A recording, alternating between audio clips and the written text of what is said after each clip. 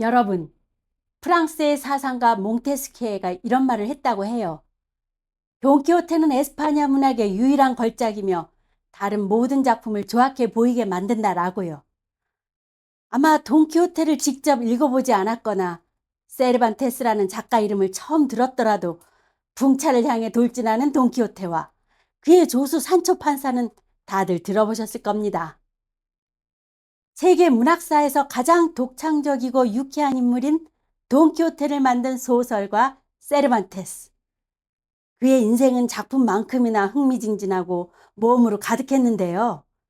사실 이 작품은 그냥 단순한 모험담이 아니에요.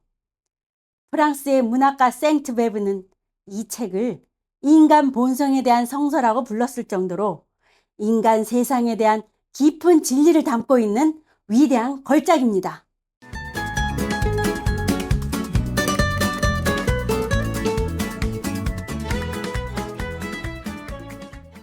미겔 데 세르반테스는 1547년 에스파냐의 마드리드 근처에서 태어났습니다.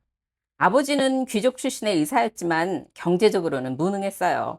그래서 늘 채권자들을 피해 이사를 다녀야 했죠. 당연히 세르반테스도 정규 교육을 제대로 받지 못했습니다. 하지만 워낙 책을 좋아해서 스스로 공부를 정말 열심히 했다고 해요. 소년 시절에는 길을 걷다가 글이 적힌 종이 조각을 밟기만 해도 바로 주워서 읽었을 정도로 엄청난 활자 중독이었습니다. 비록 가난하고 힘들었지만 성격은 아주 낙천적이었어요. 훗날 가난했던 시절을 떠올리며 세상에서 가장 좋은 양념은 굶주림이다. 가난한 사람은 늘 배가 고프니까 모든 음식을 맛있게 먹을 수 있다. 라며 유쾌하게 농담을 던질 정도였답니다.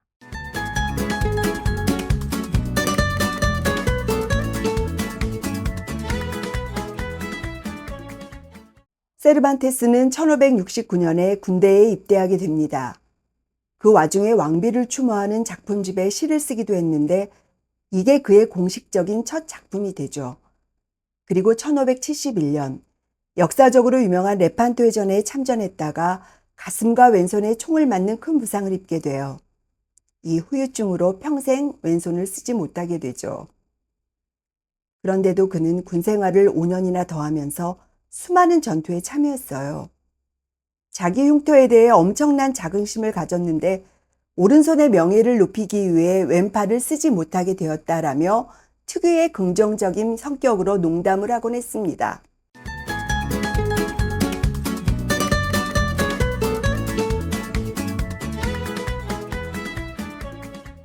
진짜 비극은 전역하고 고향으로 돌아갈 때 터졌습니다. 귀국길에 해적선을 만나 알제리로 끌려가 노예 생활을 하게 된 거예요.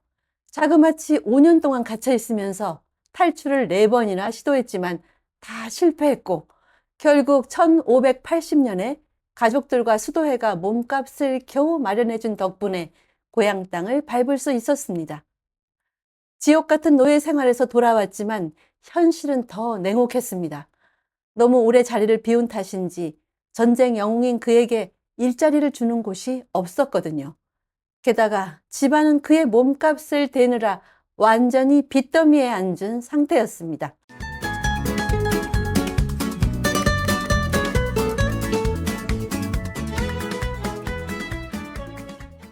결국 먹고 살기 위해 글을 쓰기 시작해요.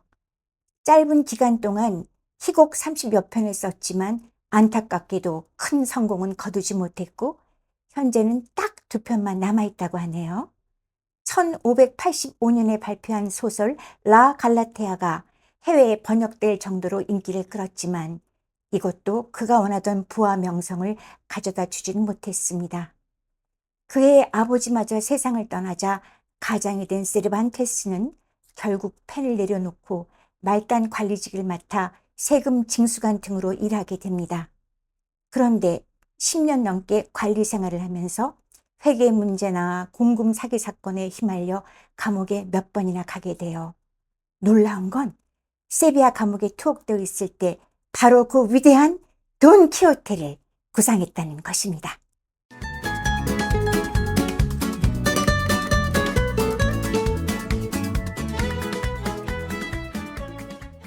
우여곡절 끝에 그의 나이 58세가 되던 1605년, 드디어 돈키호테 일부가 발표됩니다. 이 소설은 출판되자마자 엄청난 인기를 끌었어요.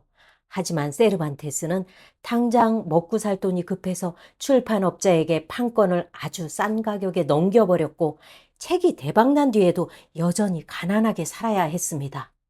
다들 아시다시피 이 소설은 기사 이야기에 지나치게 빠져서 스스로를 돈키호테라 부르는 주인공과 약삭 빠르고 현실적인 시종 산초 판사가 함께 모험을 떠나며 벌이는 기행을 다루고 있습니다. 환상과 현실을 착각하며 벌이는 행동들이 정말 배꼽을 잡게 만들죠. 세르반테스는 원래 당시에 유행하던 허황된 기사도 소설을 풍자하려고 이 소설을 썼다고 해요.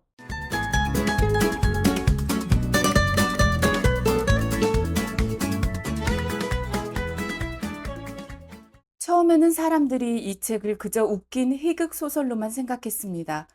하지만 시간이 흐르면서 평가가 완전히 달라졌어요.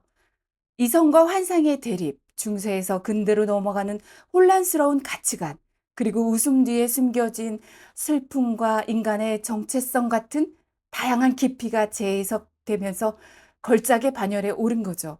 특히 작가가 중간에 툭 끼어들어서 해설하는 독특하고 파격적인 서술 방식이 큰 주목을 받았습니다. 세르반테스는 이 작품을 통해 우리의 관심을 거대한 세계가 아닌 개인의 내면과 다양성으로 돌려놓았어요.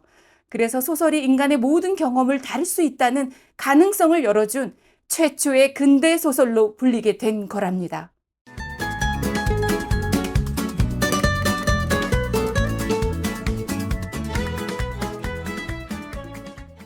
돈키호테는 후대의 예술가들에게도 엄청난 영감을 주었습니다. 소설가 도스토옙스키는 산초 판사를 참고해 백치의 주인공을 만들었고, 화가인 피카소, 달리, 음악가인 멘델스존, 라벨 등도 이 작품을 소재로 예술활동을 펼쳤죠. 오늘날에도 영화나 뮤지컬로 끊임없이 재탄생하고 있어요. 세르반테스는 이후에도 여러 작품을 발표하며 입지를 다졌고, 세상을 떠나기 얼마 전에 드디어 돈키호테 2부를 출간합니다. 2부는 산초 판사를 중심으로 이야기가 전개되는데, 등장인물들이 책 속에서 돈키호테 작품 자체에 대해 토론하는 등 현대의 메타픽션적인 기법을 이미 400년 전에 선보인 것입니다.